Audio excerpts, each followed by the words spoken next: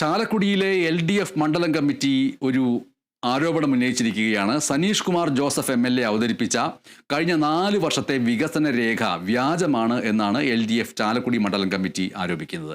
ചാലക്കുടിയെ 4 വർഷം പിന്നോട്ടടിപ്പിക്കുകയാണ് MLA ചെയ്തതെന്നും മുൻ MLA BD ദേവസ്വം നടപ്പിലാക്കിയ പദ്ധതികളുടെ പിതൃത്വം അവകാശപ്പെടുകയാണ് സനീഷ് കുമാർ ജോസഫ് എന്നും LDF ചാലക്കുടി മണ്ഡലം കമ്മിറ്റി വാർത്താ സമ്മേളനത്തിൽ പറഞ്ഞു. ദിവസങ്ങൾക്ക് മുമ്പ് നമ്മുടെ ആദരണീയനായ MLA ശ്രീ സനീഷ് കുമാർ ജോസഫ് ഒരു പത്രസമ്മേളനം നടത്തി അദ്ദേഹം നടത്തിയെന്ന് അവകാശപ്പെടുന്ന ചില വികസന കാര്യങ്ങളെ സംബന്ധിച്ച് ഞങ്ങൾക്ക് അത് കാണാനിടയായി.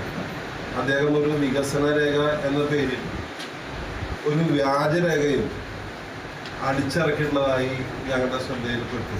ബഹുമാനപ്പെട്ട മുൻ MLA BD ദേവസ്യേട്ടൻ കൊണ്ടുവന്ന പദ്ധതികളെ, അതേ പദ്ധതികളെ തൻ്റെ പദ്ധതി എന്ന മട്ടിൽ അദ്ദേഹം ഒരു പുതിയ ഉടുപ്പിടിച്ച് അത് വീണ്ടും അവതരിപ്പിക്കുകയാണ് യഥാർത്ഥത്തിൽ ആ പത്രസമ്മേളനത്തിൽ അദ്ദേഹം ചെയ്തത്.